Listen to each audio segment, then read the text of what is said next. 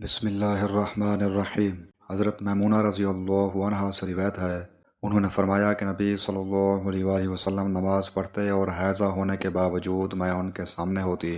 اکثر جب آپ سجدہ کرتے تو آپ کا کپڑا مجھے چھو جاتا۔ انہوں نے کہا کہ آپ کھجور کے پتوں سے بنے ہوئے ایک چھوٹے سے مصلے پر نماز پڑھتے تھے۔ صحیح بخاری حدیث نمبر 379۔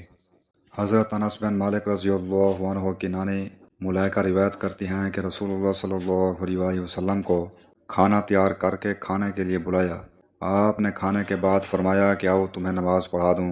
انس رضی اللہ عنہ نے کہا کہ میں نے اپنے گھر سے ایک بوریا اٹھایا جو کثرت استعمال سے کالا ہو گیا تھا۔ میں نے اس پر پانی چھڑکا، پھر رسول اللہ صلی اللہ علیہ وآلہ وسلم نماز کے لیے اسی بوریے پر کھڑے ہوئے اور میں اور ایک یتیم کہ رسول اللہ صلی اللہ علیہ وآلہ وسلم کے غلام ابو ضمیرہ کے لڑکے ضمیرہ آپ کے پیچھے صف باندھ کر کھڑے ہو گئے، اور بوڑھی عورت انس کی نانی ملائکہ ہمارے پیچھے کھڑی ہوئیں۔ پھر رسول اللہ صلی اللہ علیہ وآلہ وسلم نے ہمیں 2 رکعت نماز پڑھائی اور واپس گھر تشریف لے گئے۔ صحیح بخاری حدیث نمبر 380۔ حضرت عائشہ رضی اللہ عنہا روایت کرتی ہیں، وہ کہتی ہیں کہ میں رسول اللہ صلی اللہ علیہ وآلہ وسلم کے آگے سو جاتی اور میرے پاؤں آپ کے قبلہ میں ہوتے۔ جب آپ سجدہ کرتے تو میرے پاؤں کو آہستہ سے دبا دیتے، میں اپنے پاؤں سمیٹ لیتی اور جب آپ کھڑے ہو جاتے تو میں انہیں پھر پھیلا دیتی۔ ان دنوں گھروں میں چراغ بھی نہیں ہوا کرتے تھے۔ صحیح بخاری حدیث نمبر 382۔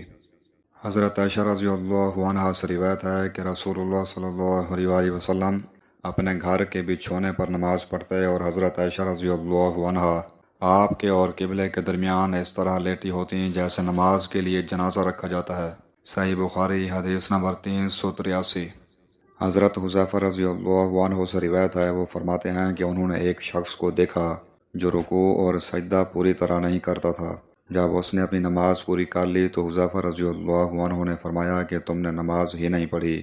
ابو وائل راوی نے کہا، میں خیال کرتا ہوں کہ حضرت حذیفہ رضی اللہ عنہ نے یہ بھی فرمایا کہ اگر تو ایسی ہی نماز پر مر جاتا تو ان حضرت صلی اللہ علیہ وآلہ وسلم کی سنت پر نہیں مرتا۔ صحیح بخاری حدیث نمبر 389۔